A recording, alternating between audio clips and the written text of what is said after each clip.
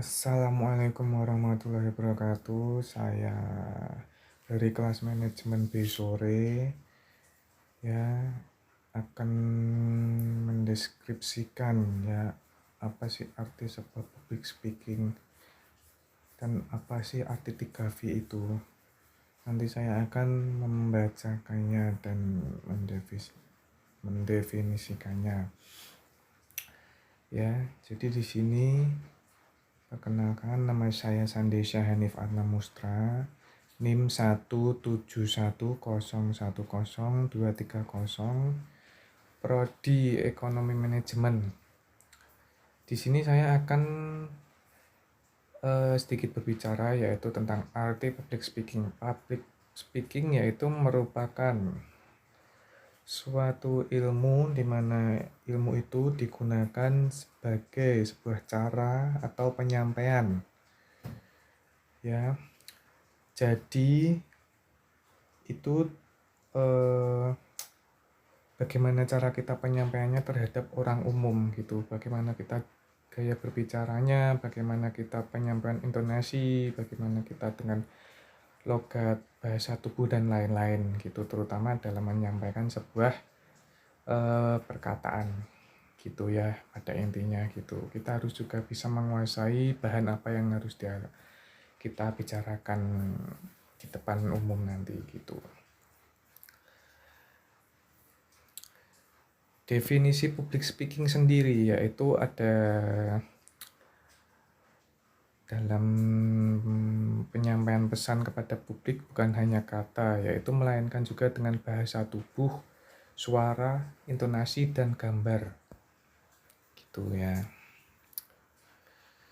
Nah, ini di dalam public speaking harus ada beberapa contoh yang harus dipahami, yaitu mulai dari pesan atau suara yang kita sampaikan itu harus jelas gitu terhadap penyampaian kita. Jadi agar publik itu bisa mengerti bahwa makna kita itu mengarah kemana gitu ya. Kali ini akan membacakan dalam suatu konteks yaitu manajemen di sebuah SDM, di sebuah perusahaan gitu ya. Manajemen SDM sendiri yaitu merupakan dari perusahaan yang berfokus dalam pengelolaan tenaga kerja ya, sebagai pihak yang menjalankan pada faktor produksi. Manajemen SDM sendiri itu disebut juga sebagai manajemen personal. Jadi manajemen SDM ini sangat penting di dalam suatu perusahaan ya. Apabila manajemen SDM ini tidak ada di sebuah perusahaan, tidak tahu nanti perusahaan jadinya seperti apa gitu ya. Jadi peranan manajemen SDM sendiri ini di sebuah perusahaan sangatlah penting dan sangat berarti gitu. Jadi konteksnya sangat bermakna sekali. Fungsi di dalam manajemen SDM sendiri yaitu harus meningkatkan efektivitas kerja SDM, yaitu sumber daya manusianya di dalam sebuah perusahaan gitu, dan juga harus meningkatkan kualitas sumber daya manusia agar dapat berkontribusi lebih terhadap suatu perusahaan.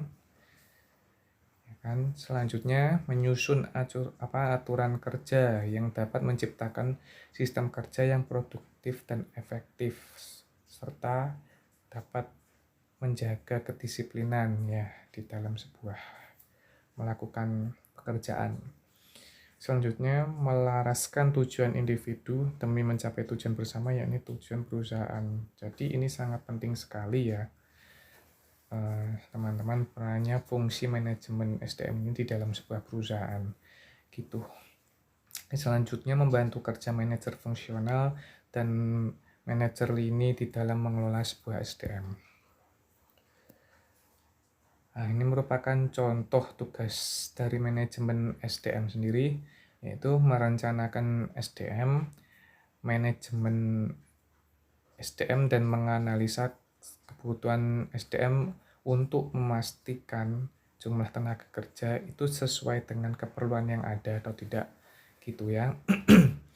Yang kedua, mengangkat dan memberhentikan karyawan. Manajemen SDM sendiri melakukan rekrutmen karyawan dengan seleksi hingga penawaran kerja, gitu. Jadi, orang yang mau melamar atau orang yang mau, ingin kerja gitu. Jadi perannya contoh SDM ini sendiri sangat penting, gitulah ya. Yang ketiga, menentukan upah dan tunjangan. Pembayaran upah itu dilakukan berdasarkan keadilan dan kewajaran. Jadi sebuah tugas dari manajemen SDM ini, jadi di samping untuk menyelaraskan karyawan juga harus menentukan kebijakan apa sih yang harus dikasih sesuai dengan pekerjaan yang ada gitu di dalam perusahaan. Contohnya bekerja, oke lah kita dinilai bekerja cepat, waktu, on time, disiplin dan lain-lainnya. Lah itu kira-kira sebagai manajemen SDM itu harus memberikan upah yang layak gitulah. Meskipun itu ada contohnya di luar lemburan kerja atau apa gitu, sangat penting sekali berarti ya peranan manajemen SDM ini di sebuah perusahaan gitu. Jadi harus solid gitulah. Jadi tidak ada harus fair lah ibaratnya gitu. Yang selanjutnya mengadakan pelatihan atau pengembangan. Manajemen SDM menyelenggarakan pelatihan dan pengembangan melalui prosedur formal atau informal beserta evaluasi program gitu. Dan yang selanjutnya memastikan kesejahteraan karyawan. Jadi karyawan harus benar-benar disejahterakan gitu ya, tidak dibuat bosan, jadi selalu dibuat happy agar nyaman bisa bekerja di suatu perusahaan itu. Gitu ya. Jadi ada beberapa peranan penting di dalam sebuah perusahaan, terutama manajemen SDM itu sangat penting bagi suatu pekerja atau karyawan. Ya, sekian presentasi dari saya. Terima kasih.